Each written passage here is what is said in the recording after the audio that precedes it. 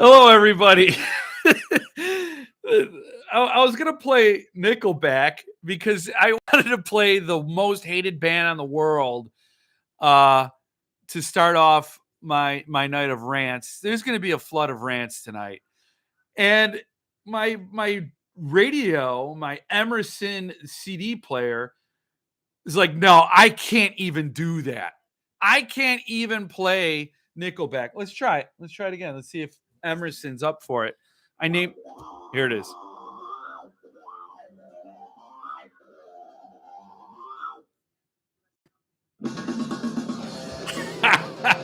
All right. So this is my favorite song by the world's worst band. It's called Breathe, Nickelback. And they call themselves Nickelback because, number one, a nickel is all you ever pay to see them play. And then at the end of the night, you want your nickel back. I want my nickel back, Chad. Chad Kroger, I think, is his last name. And then he married Avril Lavigne. He doesn't seem like a skater boy. All right. So, yes, got a lot to get to. Mike, Mitch, Ray. Mitch just got back from Vegas, and he was chewing on some cigars. He was smoking a lot of Cubans. I mean, I assume that's what he was doing. I thought he had cigars, but he said I was smoking Cubans, and I don't know. Maybe he's a hitman taking out Cuban people, which I don't think that fits his profile. But he was smoking Cubans. Hello, Andrew. Tim's here. It's Terrific's here. Flash is here. Mark is here. Pizza Giraffe's here. Ive Manos is here. Ron's here. Christopher's here. Everybody's here. And I'm going to be extra loud because Mitch is a baby, sleepy baby. He's a sleepy baby. Funny because when I first started watching Jeff, my wife would be like, are you listening to the loud guy again? Yes. Loud and or proud. I'm not always proud, but I am loud. I am loud. I can't help it. And I don't know if I've told you this before, but it's because my family, nobody let anybody talk. And you just had to dominate by being louder than everybody. So yes, I'm glad Mitch made it back from Vegas. And he's okay. Got a sweet card. Oh, yes. Cool. They're pretty good in concert. You know, I'm like, there are worse things in the world than Nickelback. I don't know. I don't get people. I don't know. I don't know why people want, like, a band is doing a thing, right? You could either choose to listen to it or not. But don't hate them. Just move along. Oh, wait, maybe I should do that with books. See, now getting back to what I said last week about do you get angry with bad movies and bad books? I never got mad at bad music because it's just it's a smaller thing. You can ignore it if you don't like it, if it just doesn't jibe, you know? Like I'm sorry. I don't get Cardi B. She's awful. But I don't get mad at her. I just don't listen to Cardi B. Let's check in with the Magic Duff Bucket and see what kind of magic. Yeah. This might be a 2 Jeff Word stout night. No? I think it might be, producer Jill. Might be a 2 Jeff Word stout night. So there's a sweet card. Good morning, USA. Pizza Giraffe, I don't think USA is here. USA may or may not be here. Let me just say, I don't feel comfortable representing all of the USA. It's Bookish Romper Room. Yes. Who else do you see, Jeff? No, that is not a strictly Canadian thing. And I said the beginning of the show is the Romper Room. The end is Mr. Rogers. And in between is Puff the Magic Dragon. My ego got a boost today. I got a card, and that card was better than Chizmar and Bentley Little combined. Thanks for the reminder. I didn't know which one you got. Not as cool as my card, Tim, number 12. Those were randomly assigned. Oh, Oh, the flavor saver grabbed a little bit of that stout for itself. We all thank Nickelback for playing in DC not long after 9/11. We all needed the distraction. Damn. Jeff, I received Butcher Boy today. I bought it last week during the big sale. Oh, great. You got the the artist edition of Butcher Boy. There was a big sale last week celebrating the new Suntup site. I got to say, I interviewed an artist this morning for the next Suntup release. Interviewed him this morning. Great conversation. Can't wait to share that interview with you all next week. Can't wait to see that edition when it is announced. Very excited. Got my first numbered from that sale. Collector. It is that is a stunning numbered edition. It's a shame that it's still available. I mean, not really, because then more people can get it. It's a great book, great production value. I finished Gothic today. So good. Awesome. Jaws. So Gothic, that is, it is an excellent book. Pouring one out for that Wild Bill, aka Merlin. For Wild Bill.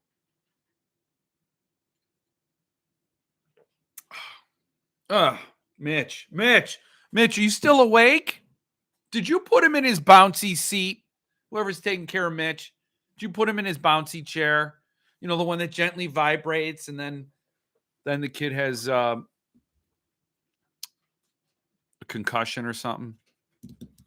Did the artist do a lot of mafia themed art? Anything with cannolis or guns?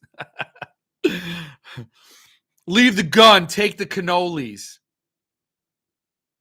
I don't know. I cannot confirm nor disconfirm whether there are mafia elements in the art. I don't work for the FBI. I cannot.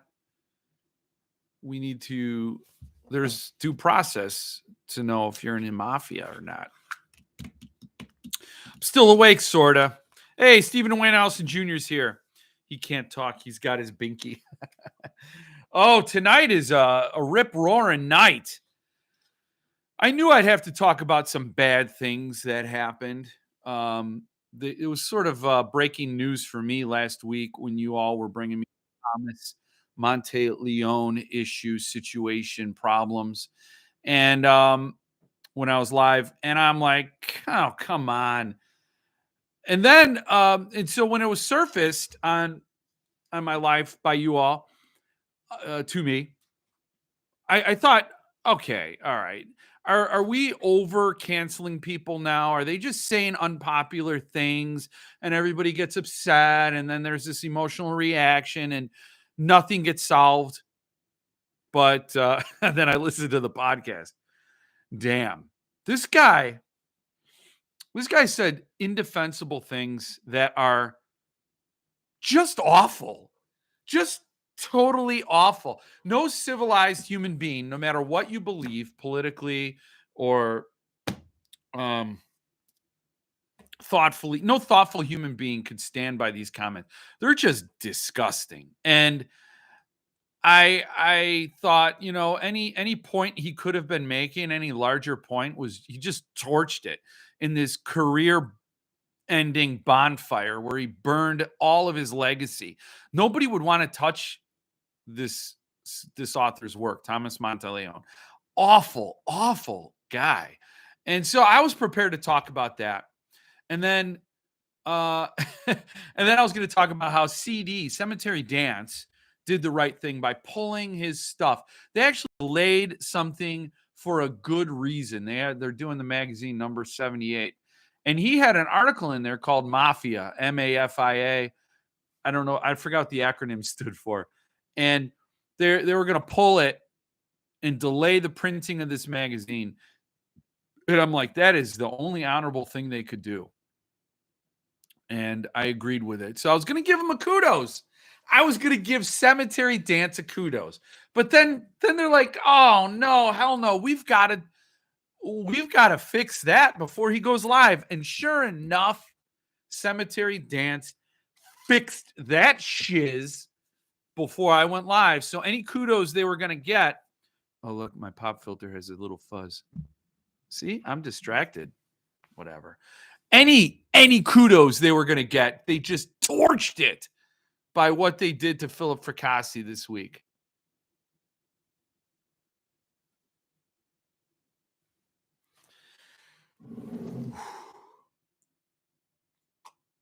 He's gone like the Chinese balloon.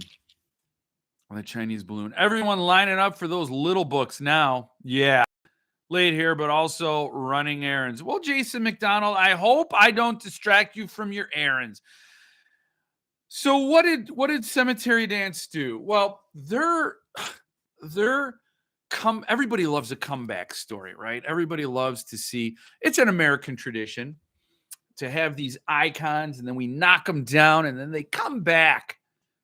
And you're like, yes, it's a redemption. It's a good all-American redemption story. And I was all primed for that with Cemetery Dance's trade edition line. That was supposed to be their saving grace. They couldn't pull it through with the limited editions. They couldn't get it done. So here comes Kevin, and he's heading up the trade editions. And lo and behold, they get Philip Fracassi, his trade edition, Gothic. And they promoted the living hell out of it. And they got everybody fired up for it. And it was going to be amazing. And they were like very happy with the response they were getting from people for Gothic. And everything was going so well. And then days before the release, they're like, hey, by the way, Philip, we decided to experiment with your release and do case laminate. Now, case laminate could be a really cheap impression for a hardcover. And with no time to review the product before the release, Philip said, I can't agree to this. Can you just not do the hardcover print on demand from Amazon? Just yank that. Don't make that an option. And we'll just go with the paperbacks. He had events lined up with bookstores to promote Gothic. And he's like, I can't go with case laminate. It's just an unknown entity. I know you do good paperbacks. Let's just stick with that and we'll go about our day. So they did. They pulled it. And lo and behold, somebody got a hold of one of the Amazon print on demand case laminates, and it's the worst case scenario. It's the laminate cover with a sticker of the art over the boards. I know I might not be explaining it that well, but it's a sticker that goes over the boards instead of the art printed on the boards. And therefore it's just really cheap and it's really ugly and it will fail. It'll show shelf wear right away. It'll fray the artwork. It'll rub off. So it was a disaster. The Amazon print on demand. Good call on Philip for pulling that. But then release day comes and I didn't get a notice that my book has shipped. I bought two. I bought the case laminate and I bought the paperback way back when it was announced, and I never canceled. So I wrote a message on the Cemetery Dance forum. I said, did they ship yet? Are they shipping? It's release day. It should have shipped either on or by release day. And I didn't get a response. And the next thing I see all over Facebook is how Philip had to cancel his appearance because the bookstore was not going to have books for Philip Fracassi to sign. And yeah, I'm sure they could have had like Commodores there or any number of other Philip Fracassi books, Child Alone with Strangers, but it was a Gothic event. And this bookseller was jazzed to sell this new book, and it was going to be a release day celebration, and there were no books. That's it. You had to cancel the event. You have a pissed off bookseller, and you have a lot of people asking Philip what's going on. Why would you ask the author? He didn't publish the book. It's not a self-published thing. And they're asking him where their shipments are. And so he's got to be the PR arm, but he's also got to be the marketing arm. And he's the author, he's the writer, he's the one who creates the pieces that get published. And hopefully he's got support from the publishers who want to sell books. Nowadays, nobody wants to sell books.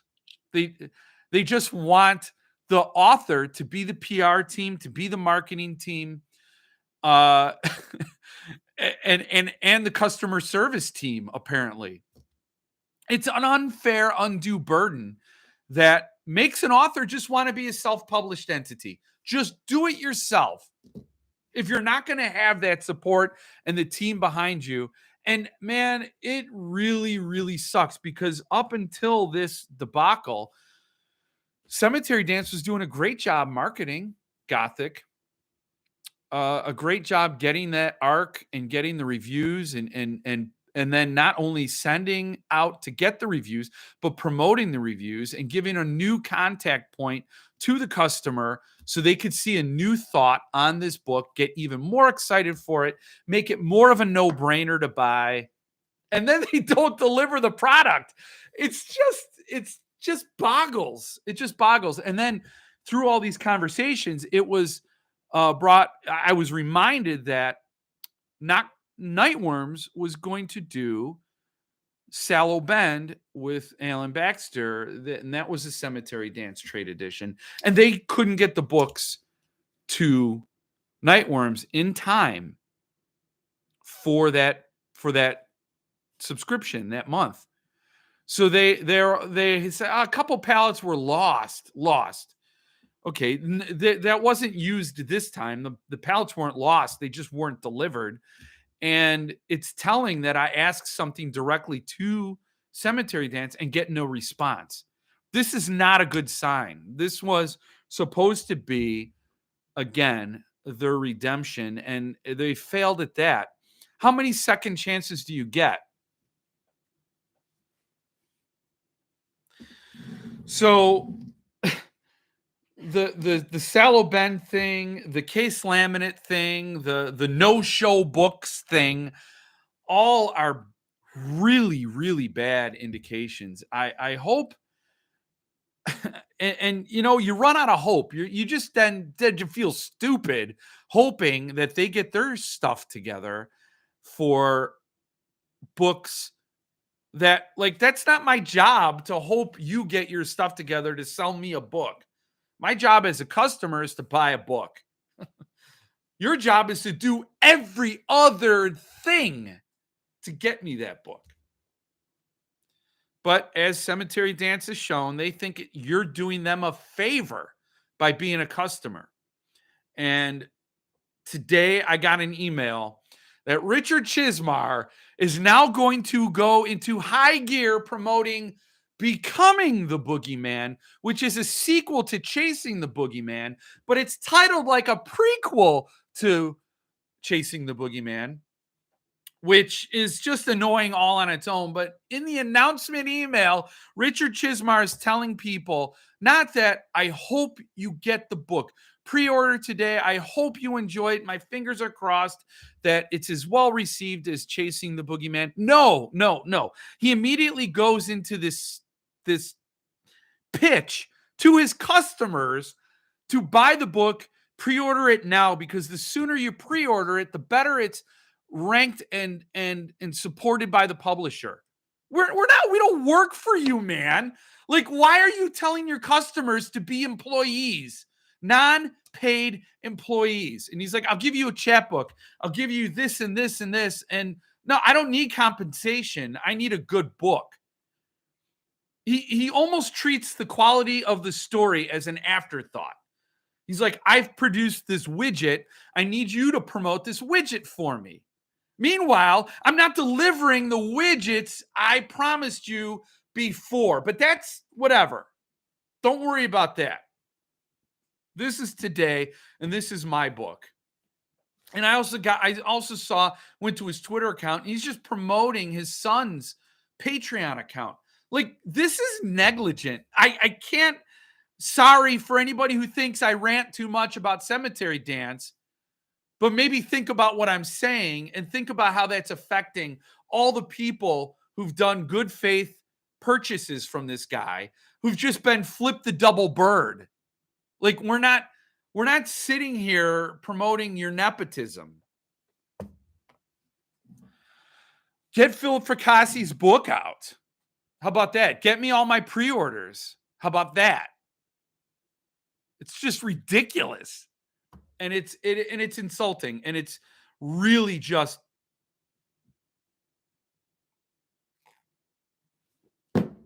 it's what they didn't do as usual. Yes. Yeah. Yeah. Why you have a release day and can't get a book? Only thing you can get is an ebook. And they're like, I don't know what to think of Kevin, Lucia. I don't know what to think, because is he a victim in this too?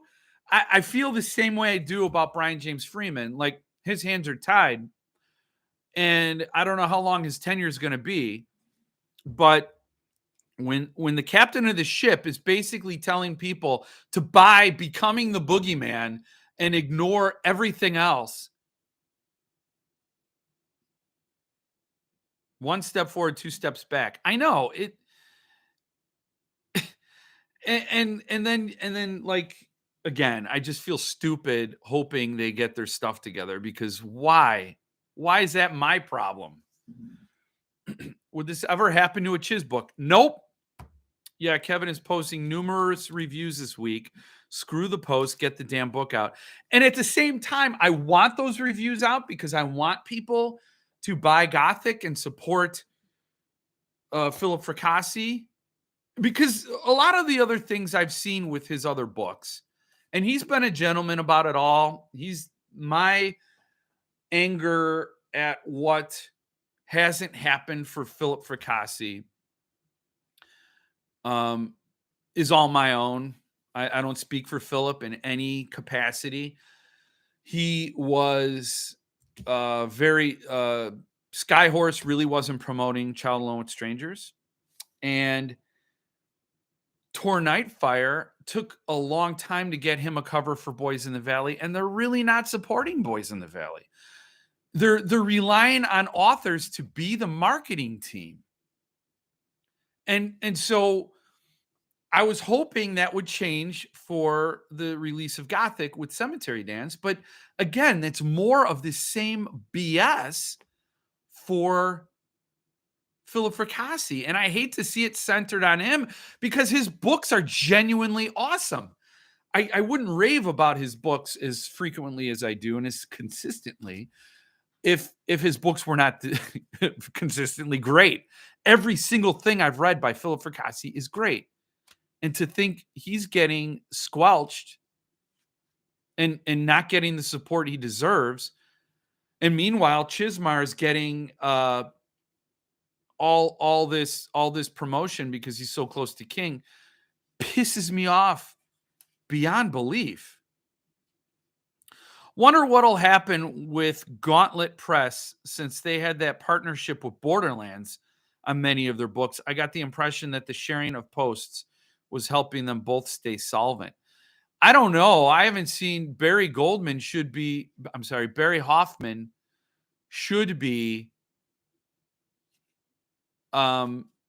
distancing himself from Thomas Monteleone. He should be. And if he's not, then that says what it needs to say about Barry Hoffman. And I don't know what I hold Gauntlet in low regard as it is, but I would never accuse him of being a monster. I wouldn't have accused Thomas Monteleone of being a monster. But the things he said were just hateful and not reasoned. It was like some guy having a bullshit fest with his buddies, instead of speaking into a live mic, talking about very real people who can hear it directly. That's hurtful. Like, I mean, I talk about Chizmar and I talk about Bentley Little and CJ Tudor, but I don't talk about them personally. I talk about what they're putting out professionally. And I do caveat it saying like Bentley Little stuff just isn't my bag. But I don't personally attack him or CJ Tudor. And there's just if you want to, I really didn't make it that far. I made it like 7 minutes into the podcast. It's a really goofy title for a podcast. I'm not going to go into it. You can find it if you look for it. And I heard all I needed to hear, because beyond what I heard, you can't. Okay, that's you've made it so whatever you say beyond this point is irrelevant. Barry Hoffman has a trans kid managing projects with Gauntlet. So I wonder personally if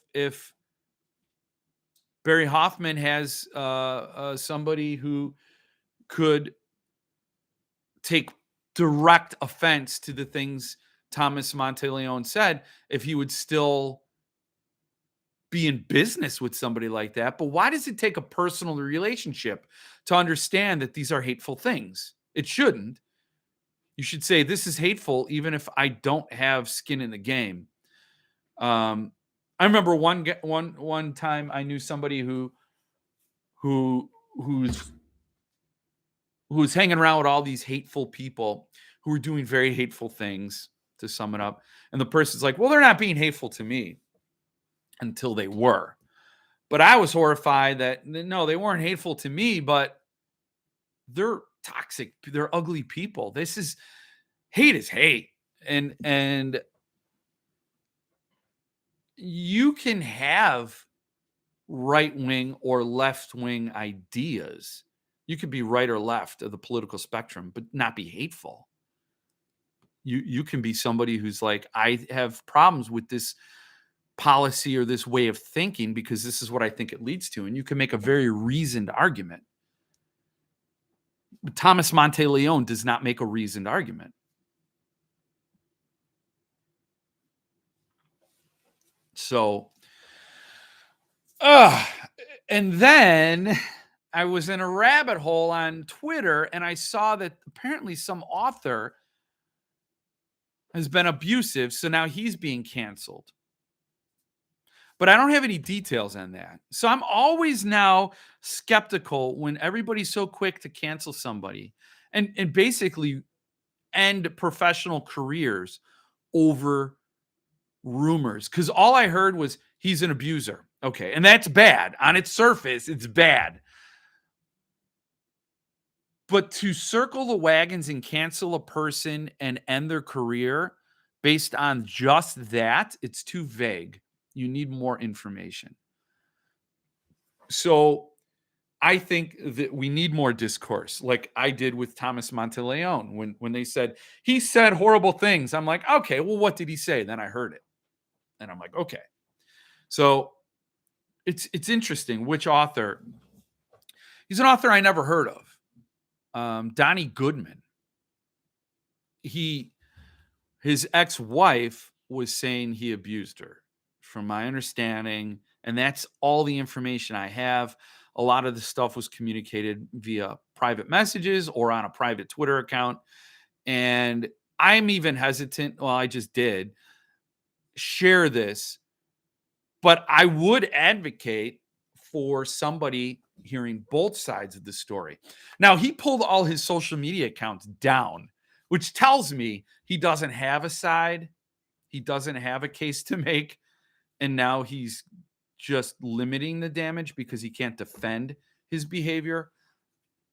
But that's all. And I just think we can do major, major damage with not enough information, with not, in a court of law, we have due process. You're innocent until proven guilty. In the court of public opinion, it's a mob. It's an angry mob, and we get mob justice. So the guy was an abuser. Yeah. I don't think there's any role for that in this community. But I really wanted some good news. I did. I was looking through this. I was here just rooting. I had Tom Monteleone. His words were awful. No two ways about it. That was my note, my prompt, so I can go into this and remember what my conversations were on social media and what his words were. And then I wrote right below that CD. But good thing for them, they pulled his article, and it is a good reason for a delay. And you know what? I would call off the dogs. I won't go after Cemetery Dance, and I will defend them for doing something that's based on principle and and not just self-promotion. And then they had to go and burn what little good equity they had. I ordered Gwendy's final. So Flash says, isn't it amazing how someone can be labeled an abuser while society can make Charles Manson a cultural icon with t-shirts and books and music? I know. He didn't murder anybody, though. He just ordered people to murder people. I know. It is, and that's what I'm saying. I think people are screwed up. People are screwed up. Che Guevara was a revolutionary in Cuba that murdered many, many people. And people idolize him based on one iconic photo. But he abused more women. He was a woman beater to the nth degree. And people praise him or idolize him.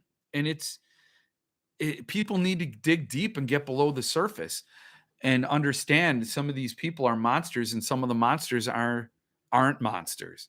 It's you got to be a critical thinker. You really do have to go below the surface. I ordered Wendy's final task directly from them on day one, thinking I would receive it on release day. Needless to say, I didn't get mine until several weeks after release. I know nothing about what Monteleone has said because I canceled him long ago. Yeah, he said some bad things, and then I didn't see the bad things he said initially. And then he went on a podcast and didn't just double down. Then he spit venom. And I haven't seen what he said beyond that, because it's not even worth it at this point. He said what he said unapologetically in a much worse, more amplified way. Emphatic hate. The selective outrage by CD is interesting, though. Monteleone's column has been lodging similar things for years. Oh, really? The column about Delaney is particularly striking in that regard. Guess it's the Times. Interesting. Well, Ron, I would say it could be, and I don't know. I'm not defending anybody. But like I said, you could have a reasoned discussion about things you don't like. And you could word it in a logical way, and you can make an argument. And that is an argument for the public square to agree or disagree, to, a reasoned debate. You pick a side that might be indefensible to some, but, you make your case. And I think that's what we've lost. We've lost the debate. But what he said in that podcast, you can't defend it. Like that, there comes a point where you're just throwing Molotov cocktails, and you can't defend. So then you back yourself into a spot where you did it to yourself. And I don't disagree. Like at some point, like for example, well, I don't have a good example because everything is hard to. It's a fine line I'm walking just talking about it, because he's made it indefensible. And so I would not attribute it to cancel culture or an overreaction or an overcorrection, if you've heard what I heard in that podcast. So maybe his other articles were taking a more political tone, or a more right-leaning tone in some regards that are considered more progressive, and therefore you have a fine debate. I don't know. I didn't read them. Or were they behind schedule and his career suicide was perfectly timed for CD? It could be a convenient excuse. Oh, we're late. We're late. Oh, thank you. He gave us this reason to delay the that's a fun so now they're virtue signaling. They're hiding behind they're getting cover, which that'd be fun. In my experience, Monte Leone does not do reasoned discussion. Yeah, I would say after hearing that podcast, I'm like, this guy doesn't even sound like an author.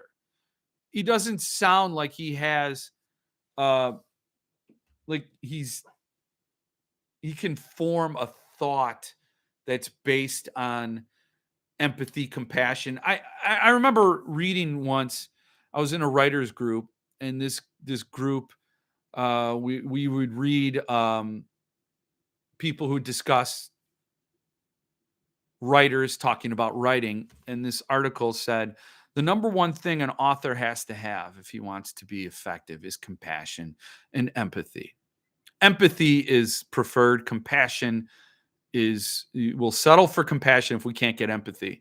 um, and Thomas Monte Leone lacks both compassion and empathy, because if he had any compassion, he would not say such horrible things about a very real person, agree or disagree with her politics or her presentation of those politics, but you're just personally attacking her in a very ugly way. So obviously he doesn't have empathy or compassion. So I can't imagine he's a great author. He's also a shitty editor. If you've bought the little books, he's got typos right on the cover of his books. He's got the wrong titles on there. You flip from the cover front board to the front page, and you might have two different titles. He's sloppy. So his high regard for his anthology, the Borderlands anthology, is just smoke. His New York tough guy shtick persona mindset is not strong on reason and balanced perspective. I know, and I've people respect people who are confident, assertive, and have that take no prisoners attitude. But if what you're promoting is just hot air, and you're not, and you don't have principle, then nobody's going to march behind you.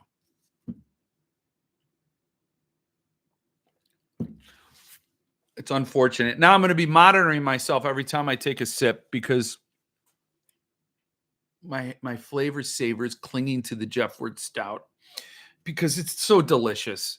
It's so delicious. Anyway, my rants were Thomas Monteleone, Richard Chismar, CD, and how publishers are now demanding and putting an undue burden on authors.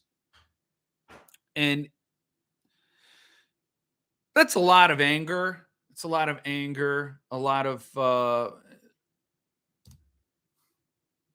don't want to give in to the dark side, you know. Um but so I'm going to switch gears and go to some nicer things. Like let's edge. So let's edge back to the good stuff with something that's kind of borderline good and bad. Dark Regions Press was selling promoting complete works of Edgar Allan Poe on their site. Philip just posted a sweet picture in the Freaks. So get over to the Fracassi Freaks Facebook page so you could see some great things. And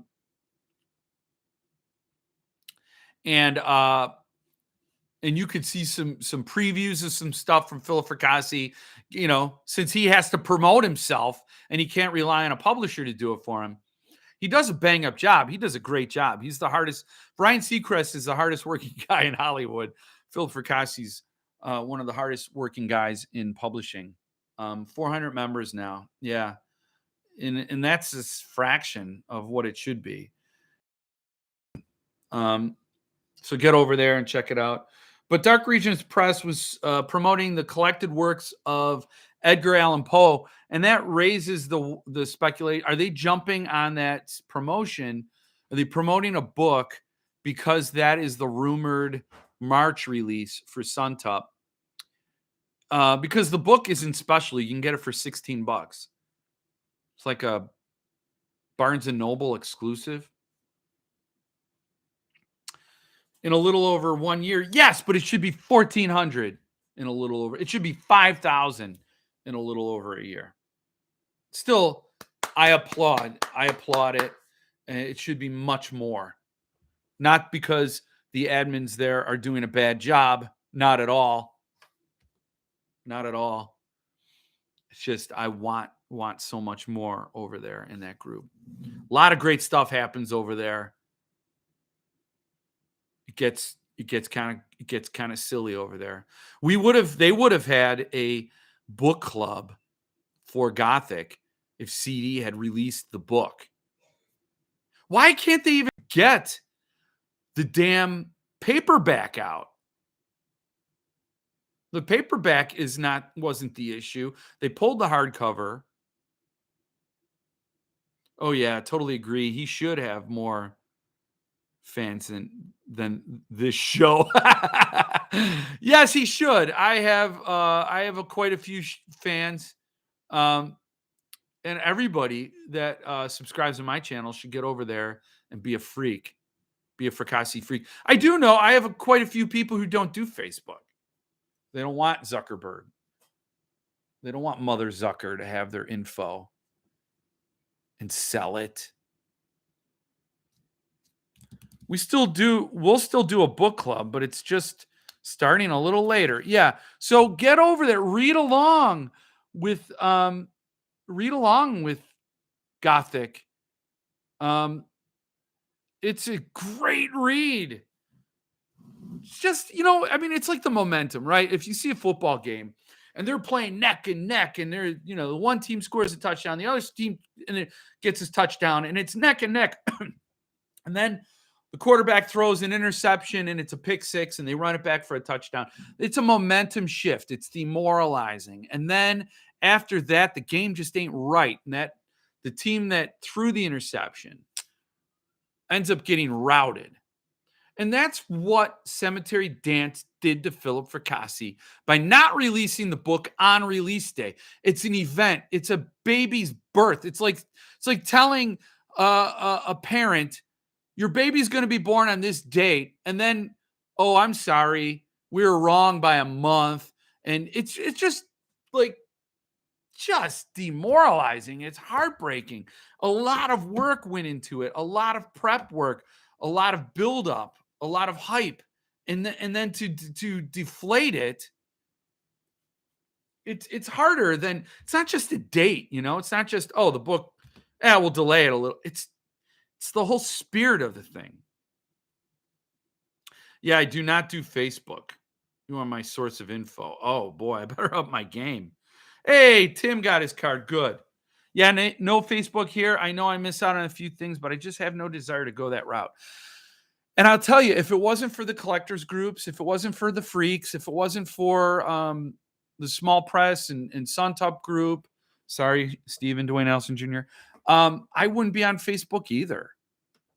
I've shared less and less personal information on Facebook. In fact, almost everything I share is via the Jeff Word Facebook group. And I'll give you my Jeff Word guarantee. If you go to Facebook and you're one of those people who doesn't have an account and wants to create a new account, create one. I'll let you in the Jeff Word.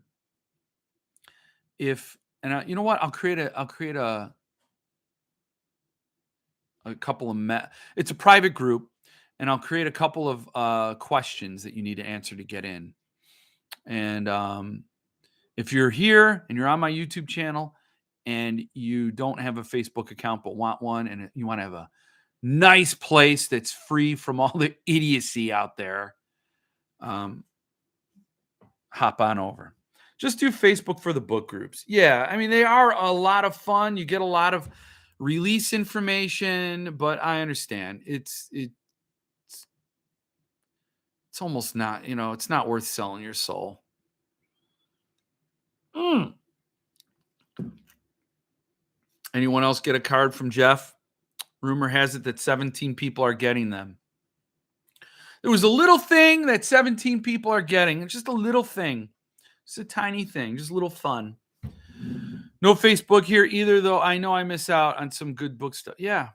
Had no idea about the Jeff Word group. Was I not invited because I'm sober?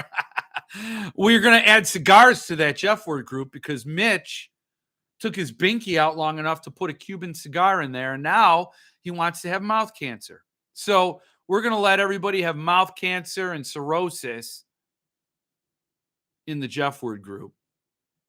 Chad, you're welcome there. There's a Jeff Word group in Facebook. It's a private group. There are fewer people in that group than the Fracassi freaks. Understandably so. I've wavered. I have a bunch of books I need to sell, and it'd be nice to avoid the eBay fees. Yeah, but once you put a book up on Facebook, now I don't mind selling. I'm going to be selling books probably on a website that's coming soon, which I'm going to tease in a minute. But once you put a book in these collectors groups, you're going to have to be ready for people who question the price and like, oh, you're too much or whatever. It's or you're too whatever. I don't know. Sometimes you get somebody helpful and like, wow, that's a great price. Maybe you want to raise it, but it's too late. You've already put it out there. But a lot of people are like, you kidding me? That's not this or that. And then you got, all right, well, that's my let go price. So my word to you is if anybody questions that you're selling something too high, say, that's what it'll take for me to part with my copy. I'm not saying that's the market value. I'm just saying that's my let go price. Putting it out there. People could take me up on it or not. But some people get butthurt over those high prices. So whatever. Haven't been on Facebook in 3 years and it's been grand. Although I do catch the Suntup monthlies. Yeah. And you could have an account, just not be active and just watch. Just monitor. I try to stay away from the other crap, but I have met a ton of great folks in the book groups. Yes. That's because it is a very exclusive group. Everybody who joins the Jeff Word is a VIP. Chef's kiss. Chef's kiss to you. Now you're selling for too little. There are those people do that too. They are like, you're killing the market. You're cratering the market. You're selling this book for too cheap. You're undervaluing my library. I saw that just today. And it's understandable that people want their books to retain their values, even if they don't want to sell them. But I would say if you're worried about a buyer's market, then hold your book until it's a seller's market, if you can. But if your dog needs kidney surgery and you need the money immediately, what can I tell you? Everybody sells for different reasons. I don't take it personal what somebody else sells their book for. I do react when I see books going for under what I paid for them. I don't like that feeling. It's not a nice feeling. But I hold on to my books. I received all my cards today, Jeff. I think there were like 4 in there, doodles, glitter, and everything. Thanks so much, man. That was very cool. The glitter came with the cards. I am not responsible for any glitter. I don't traffic in glitter. But you've scarred my brain, Chad. I am forever changed because of the painted bird. You needed to be made aware of that fact. My painted bird review is going to go up this week. So you deserved it. You deserved it. I don't sell. I'll let my 6 kids worry about selling. Yeah. Yeah. I will let my kids sell my books for ramen noodles or whatever they want when I'm dead next week. They could sell for whatever they want. They'll have a fire sale right here on the channel. My Dead Dad's Books, they'll call it. That'll be a bookstore. deaddadsbooks.com. Jill, buy the domain name now. I might sell Win if I make it to 70. Win if I make it. I'm going to keep my books even if I can't read them. If I can't read them or smell them, I can still touch them and taste them. If it comes down to it, I will lick a book. But getting back to my teas, I am going to create a website. There will be a website. There's going to be a web presence. Be on the lookout for that. I will post it all on the socials, where I will be doing some cool things, some intentional things, some bigger things, bigger than just these videos and lives and stuff like that. So be on the lookout for that. I'm going to give Zach's books the what for. Give him a run for his money. So if you're up for it, there will be a chance to opt in, to be on the inside track, to be an insider, to be a real Jeff head. You know, I'm not going to be rolling cigars or anything, but there may be an RV stop in the future. My dream would be to have an RV and to do live book giveaways where I roll up in the RV like Ed McMahon and hand you a book for a Pabst Blue Ribbon. And then we all sit by the RV and get shadammered. Is that a profanity? Will I get demonetized for saying shadammered? I like that word. Shadammered. Maybe we should do a shirt, Jill.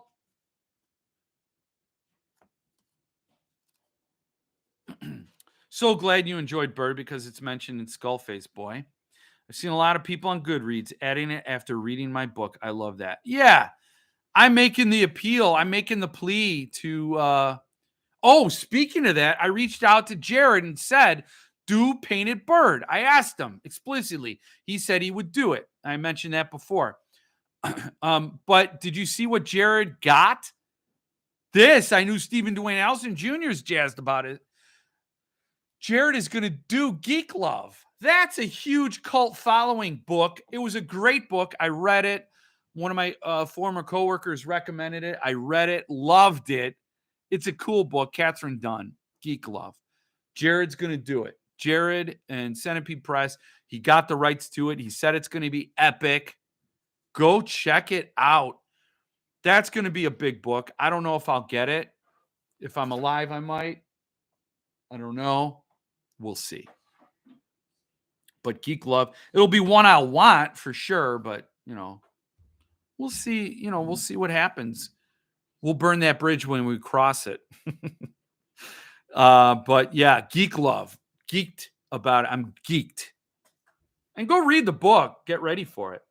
There's some fair warning. So I don't know when he's going to do it. I don't know how far out in advance.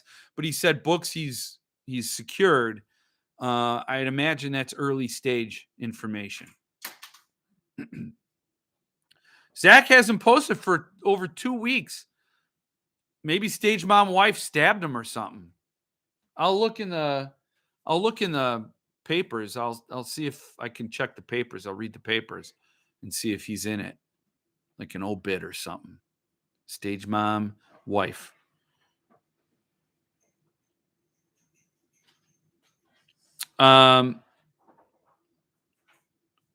Christopher Bowers. What? It's really close for me, and I ain't selling. 70 is close for Mark, and he ain't selling. No, he's not. I'm telling you. I'm not selling. It's the burden my kids got to carry. I might stop collecting. I might stop reading, but I'm not going to start selling books I love. So far, I love all my Suntups. Love them all. I find it funny when folks complain about sellers dropping the market value as book lovers. You would think they would be happy to have books they may want being made easier to acquire. Now that is good for new buyers, for new collectors, But the people who complain about that are the ones like me who are holding the books. And then, like, you're devaluing my collection, man. For tax purposes, insurance purposes. Now I have to write my, $30,000, $50,000 collection is now worth 25, 20,000, whatever it is.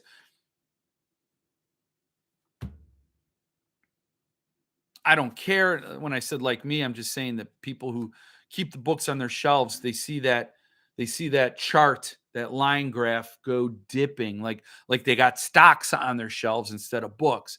And that lowers their confidence in buying new and buying direct from the publishers, because they're like, well, if I can wait for it to hit the secondary, not only do I get it after it's published and therefore immediately, but I'll get it cheaper. Those are usually ones who are complaining. I do think it's a good opportunity. I do look at it as a buyer's market, and it's in flux. Soon it'll be a seller's market. These things fluctuate. And the buyer's market means more people get on board. More people have the opportunity to own these really great books. And that's a great thing, you know? And the reason why it someday could turn to a seller's market is that it's the publisher's job to maintain the quality, to make sure that that reputation is consistent with quality, and therefore it's a good bet to buy that publisher's books, and that will bring the market back. But if the publisher doesn't maintain that, then it becomes a bad faith thing, and then people won't buy. If you're looking in the investment aisle vertical of collecting, I don't. Again, I'm telling you, when I look at my shelves, it delivers a non-toxic high every time, and that is a return on my investment that goes beyond the cash.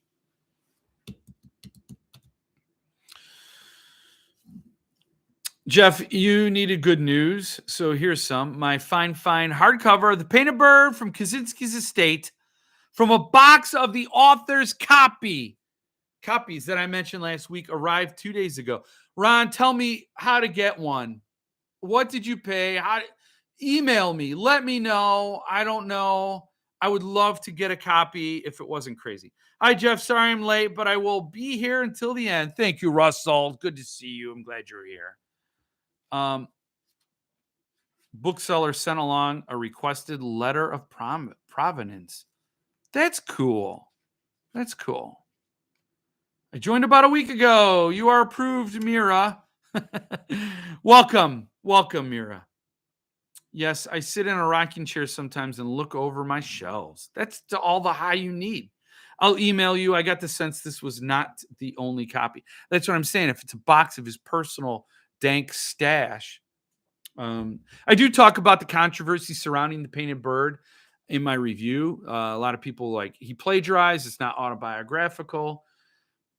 At some point, those things do matter. If you're stealing someone else's property, it matters.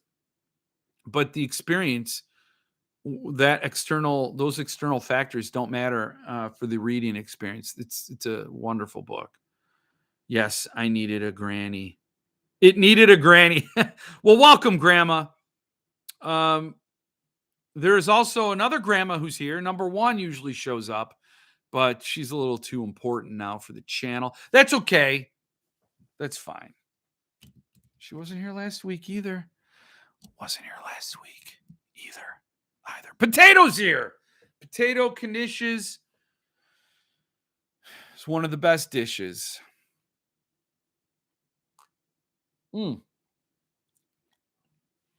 Jeff Ward Stout. I bet you Mitch is sleeping with his little onesie on, kicking his little legs, having great dreams. They got the white noise machine next to him. It feels like he's still in the womb.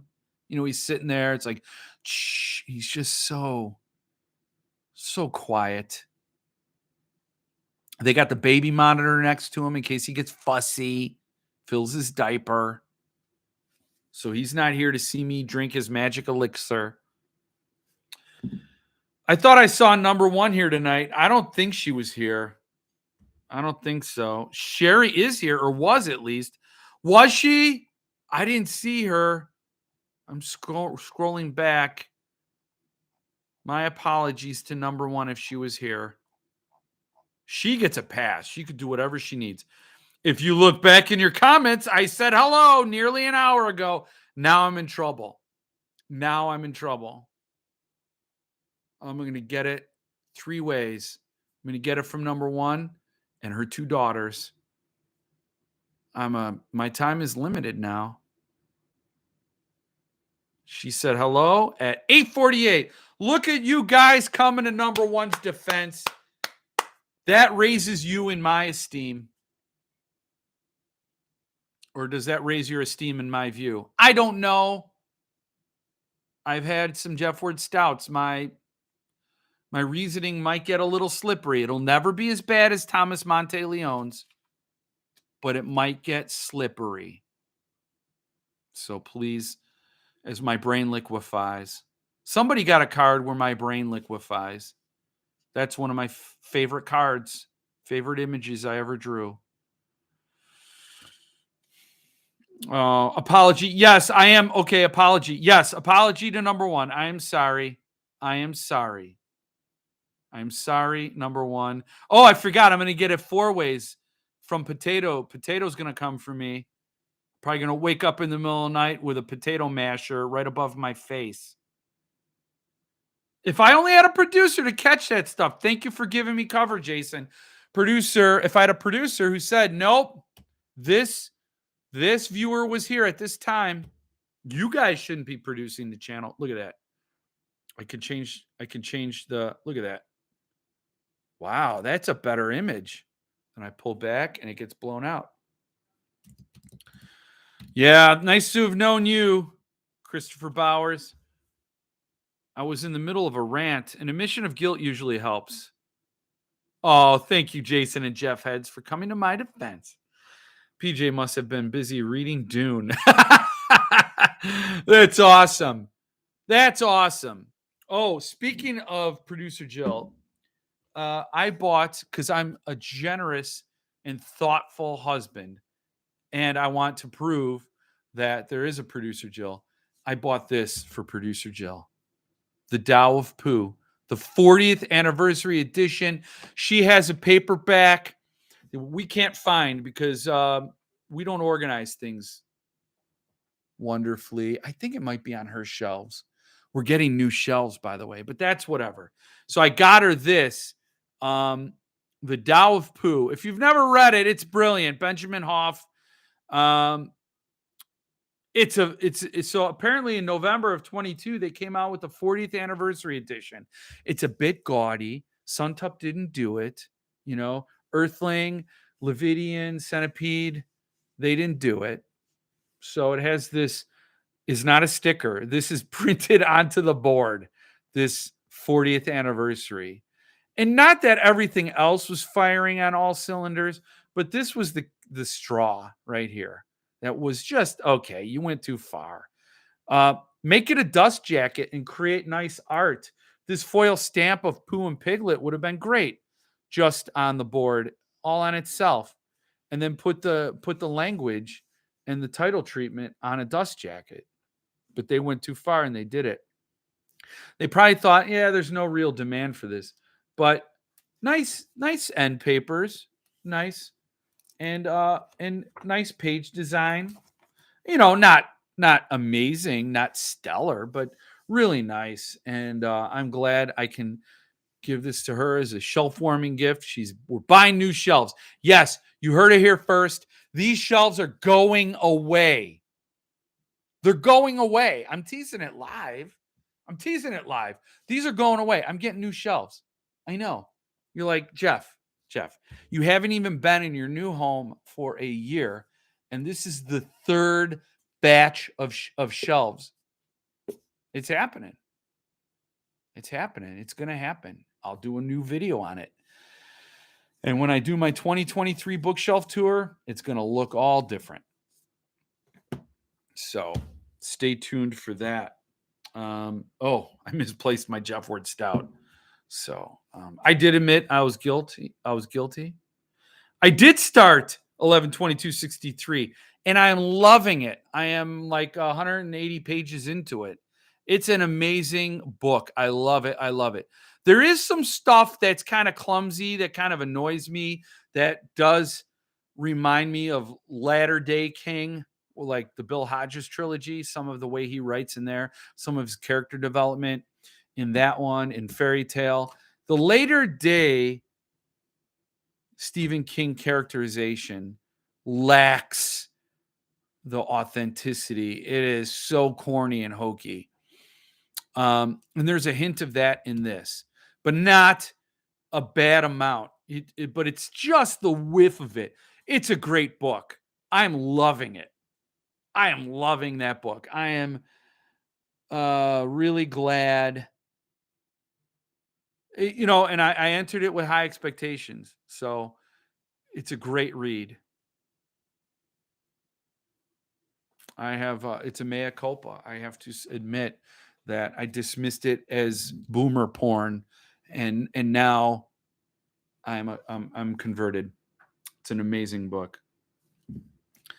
My wife found out about the Georgia Bigfoot conference. It looks like we'll be at the Dillard house. Well, Jill, maybe we go and meet at the Bigfoot conference. We go meet. It's terrific.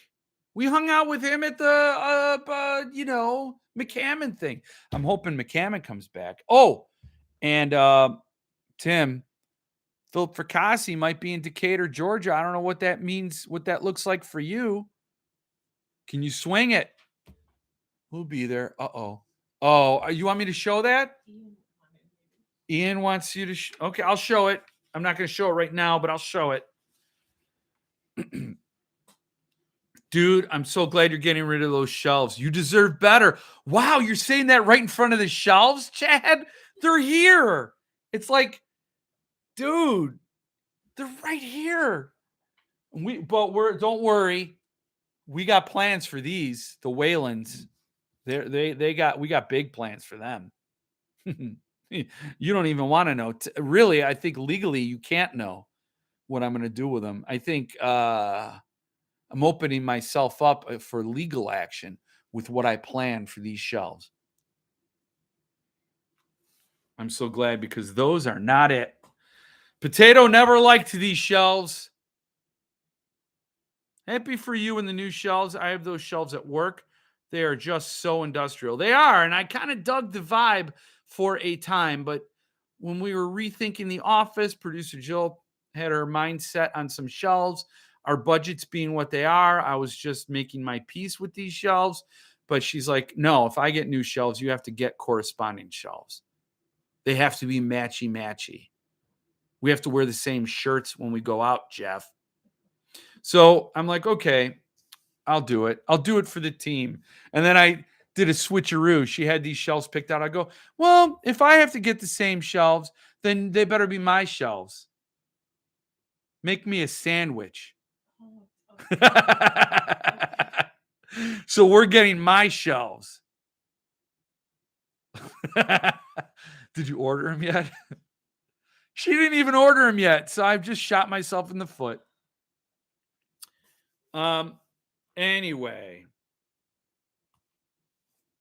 Wow, you guys have some shelf hate. Look at this. Nice. It looks like you're in your garage with those shelves. The truth is coming out, Jill. Here I'm thinking, oh, everybody supports me with these shelves. You guys were all haters, secret haters. There's no transparency. That's fine. It's good to hear you're enjoying it, and that's from a boomer. I got a boomer pass, Jill, to like it. I should have bought deeper shelves, but there's no turning back now. No, Tim, your shelves are fantastic. They're terrific.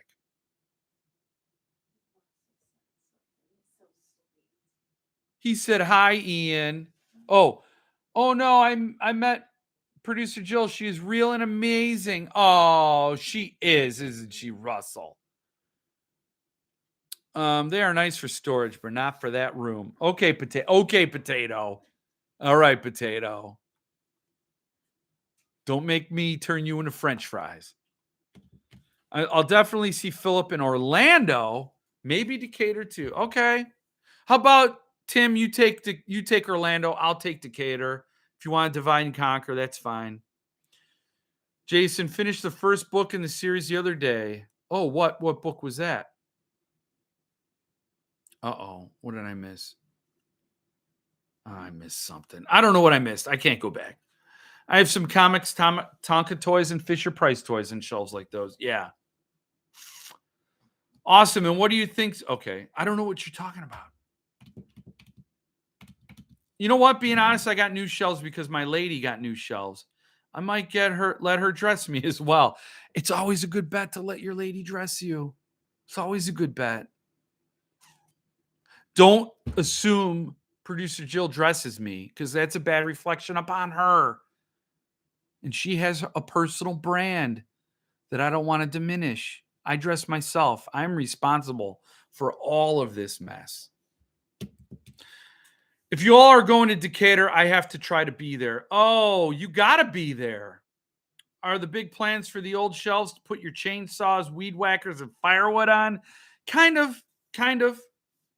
That's kind of it. You think spoiler alert, you've nailed it. I like your current shelves. They are deep enough for you to hide some of those King novels that don't deserve to see the light of display. Boom! With the dynamite, with the King hate.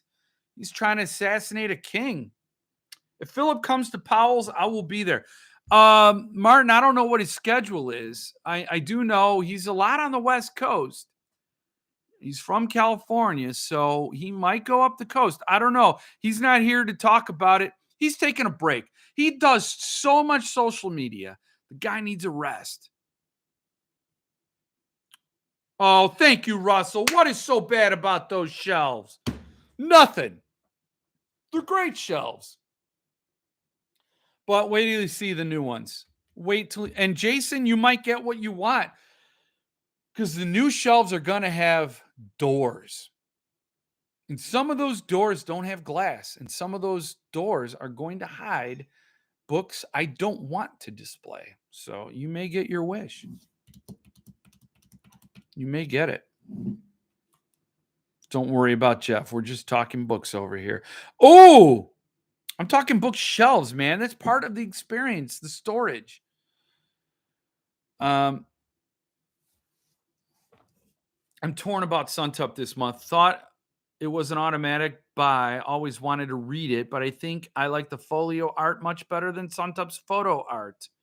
Not sure it's all photos, but okay. So you think it's Godfather? I'm just guessing because that's the consensus.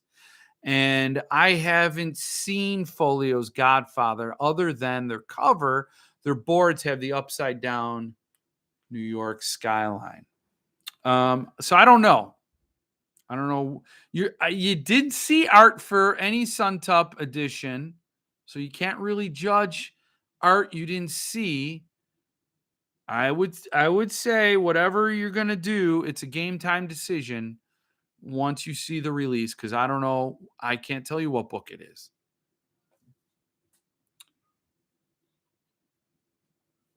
He had a list on Instagram that did not include. Okay. All right. Well, that was the list. Dang, Philip, Jeff, and Mike in Decatur means I must plan to go to. That would be awesome. That would be great. The folio art for Godfather is very nice. I got to look at it. Doors are cool. Every time I've built a piece of furniture with doors, I always manage to screw something up. Yeah. Well, yeah. I mean, I'm happy because as I was looking at these shelves and, when I do my photos for the books and, I put the books on the shelves, more and more dust. I need dust control. I need climate control. And I want something that makes the office not look so chaotic. And even if you have glass doors and the shelves are kind of like got a lot of stuff going on, doors make it feel contained and neat and tidy. And I'm hoping you dig it. I'm hoping you do. I'm hoping I do. But I'm going to be thrilled to get additional UV protection, dust protection, all those things. Evening, Lena. I can read words. I can't say words. You know what I'm saying? I mean, you dig what I'm saying. Lena Dunham spells her name like you do, but it could be Lena, but I'll say Lena. I think it's Lena. The Folio Godfather is different but cool. Either is cool, buddy. Okay, well, I appreciate it. Thank you. Give me the pass. I don't want to be offensive. Hey, Lena, been a while. I said I was going to say Lena. What is with, it's liquefied up there. It's like swishing around in the attic, the old Jeff Word attic. Swishing around, splashy. Not good. Oh, thank you, Russell. Been a while to stop by. Yes, it has. I'm glad to see old friends, new friends. I'm glad to see everybody. So yeah, I'm getting the new shelves. Do you want me to tell you what they are? I have it in my notes. Do you want it to be a surprise? If I tell you the name of the shelves, you'll be like, oh, those. You're not going to be overly impressed. You're not going to be bummed. Has anyone here read The Godfather? See how I added that inflection? Oh, okay. I'm getting notes. I'm getting producer notes. I'm not going to say what the shelves are. Martin says, Billy with Oxburg doors?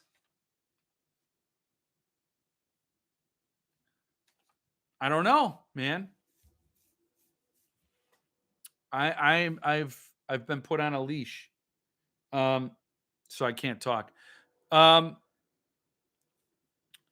Didn't like the movie, so don't think I'd like the book.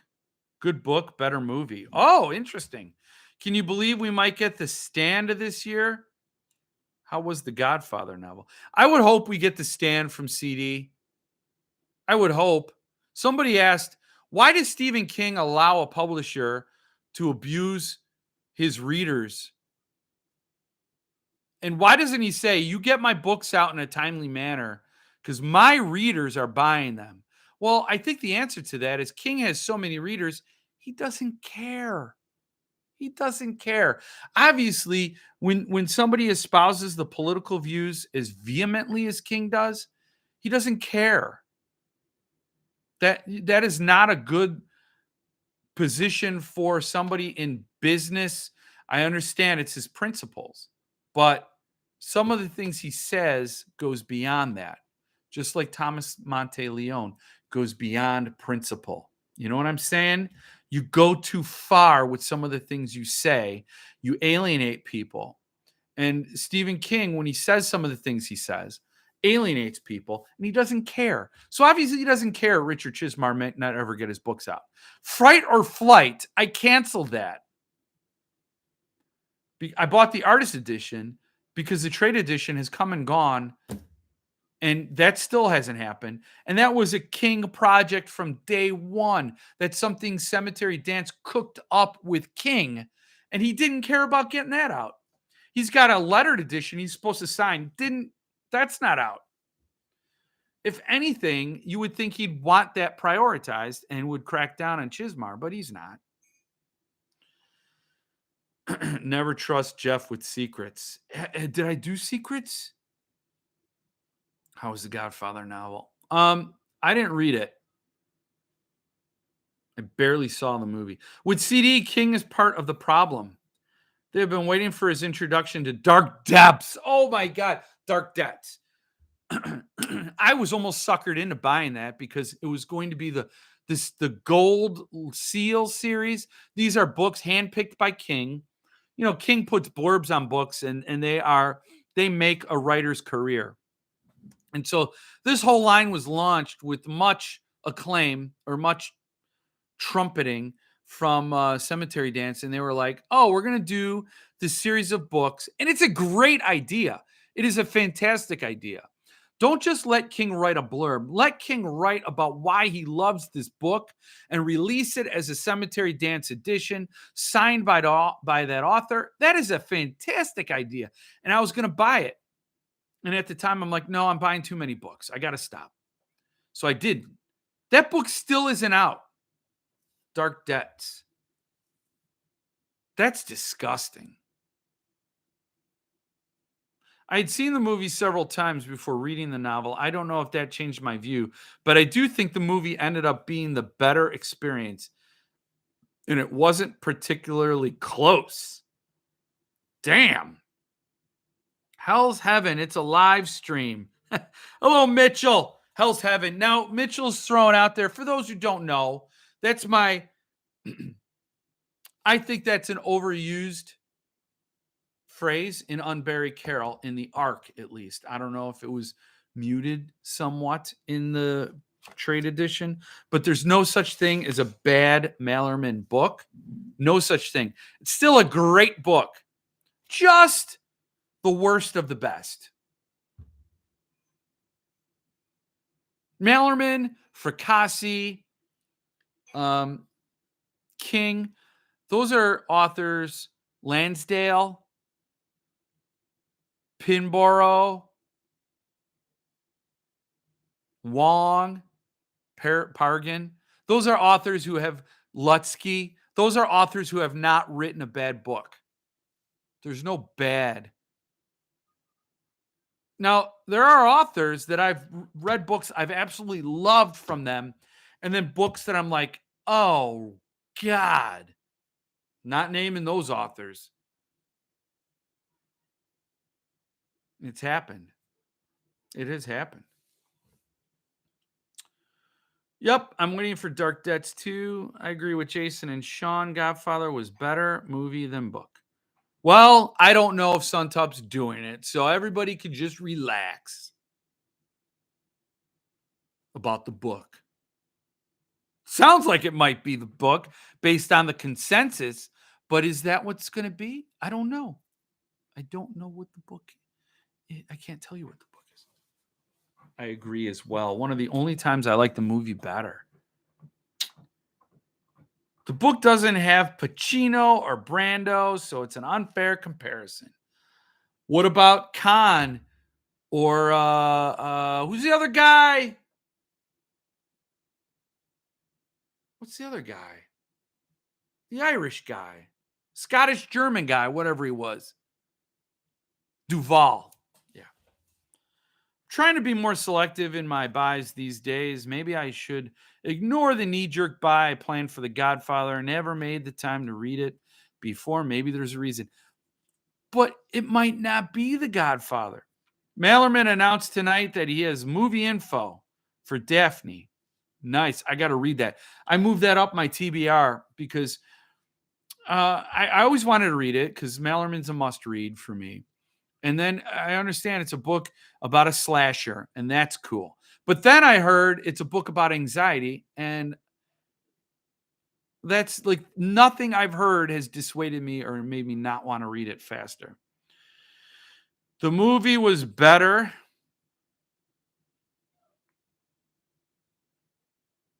Oh, the movie was better. Meg Relic, Justified, The Virgin Suicides, The Hunt for the Red October, Ty, Jaws, The Shining. The book was better in Jaws and The Shining. Sorry. But I mean, I understand that a lot of people feel Jaws was not a good book or the movie was better. And I disagree. Ron, if you give yourself time to think on it, you will always have the Folio Society edition to fall back on. Yep. Sorry, it got squished. Smoke was an amazing character. And I will say that in Unburied Carol, those were some of Mallerman's best characters. They're the most interesting characters in all the Mallerman novels. And so maybe I just got to let go of that hang up. But every time Hell's Heaven happened, it just jumped out at me and it was ding, ding, ding. But the concept of Unburied Carol was super cool and the characters were awesome. So I got to reread it. I'm going to reread it as my SST edition. Jaws was a phenomenal book. I agree. I thought it was a much better book than the movie, but I understand a Unpopular opinion. I'm nursing this Jeff Ward Stout. What is wrong with me? What do I have to talk about? What else? Oh, one other thing. Two other things. I have the Suntup AE Jaws. Going to read it soon. Oh, you know what? I got a few other things. Speaking of Suntup Jaws, here it is. Here's the numbered edition. Look at this baby. It's oversized. It's got a Sharky Shark and the Funky Bunch right on the cover. This Sharky Shark's going to give you a funky bunch for sure. You're going to get all bunched up in a funky way. And then Jaws the movie and Jaws the book are so disparate, one could argue they take place in a parallel universe. Yeah, I agree. I need to read a third Mallerman book. I enjoyed Bird Box more than I thought I would, but I found Goblin to be very mediocre. I need to try another one. Yeah, so yeah. What would I recommend? I'd recommend Pearl. Unburied Carol. Inspection was cool. I mean, I loved them all, so I would recommend Pearl or On This the Day of the Pig. So, yes, that Jaws numbered is incredible. I like the book Jaws. It was a nice reversal on how a shark upended a town's ecology like we often do in the ocean ecology. Oh, interesting. Shows us this side. What? Wow, Jeff, that Jaws looks amazing. I looked it up and I did read Unburied Carol. I thought it was more suspense than horror. Yeah, it really wasn't that horror. So here we are. And then Pearl. And so the cap comes off. And then you have the book in here. So there's the Jaws. This is quarter skin goat leather. Slides up. And then you got your Japanese cloth. And there it is. There's the book. Jaws. Looking at it reversed on my camera here, and it looks like it says laws. There. Oh.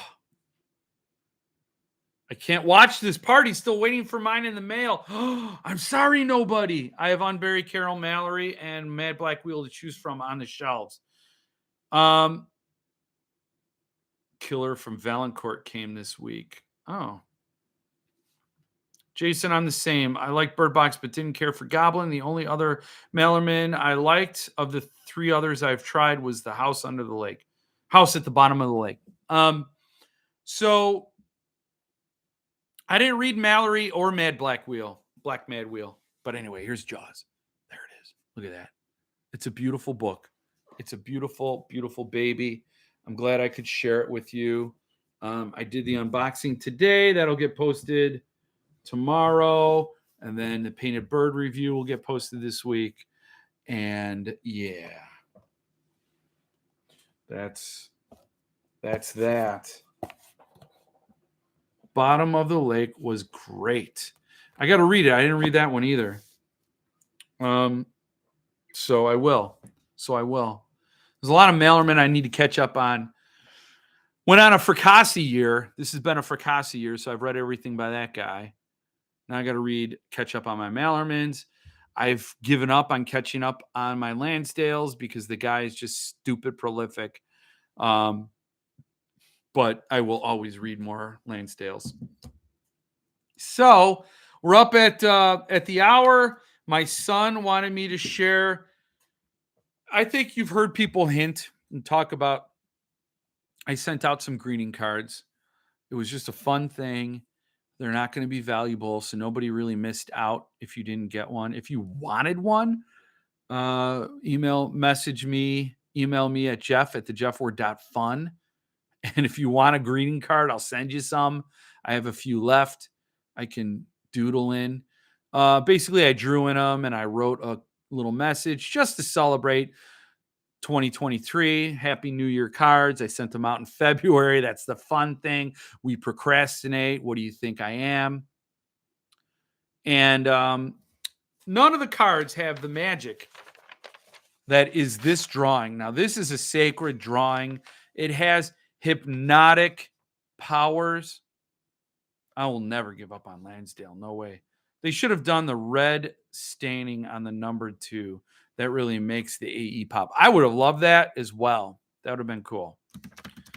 I'm not going to give up on Lansdale. I'm just saying, being a completist of Lansdale, I will always read Lansdale, but to read him in totality is, if I have time, I will, because he's always a great bet. Don't give up on Lansdale. He's got that new Donut Legion coming out in March. He sent me a copy in the mail. Oh, that's awesome. I haven't checked my mail yet tonight. I'll run out in the box after the show. I suspect there may be a nice surprise there. Yeah, there is. Chad, you're going to love it. I read it in a month or so and loved it. A month or so. Okay, so this is the image. This is something I drew during a Pictionary battle. The word I had was ponytail. And that's what I drew to get my partner to guess ponytail. Ponytail. Does that not scream ponytail to you? Look at that face. This is getting immortalized on the channel right now. That is ponytail. When you look at that, you got to think ponytail. Ponytail.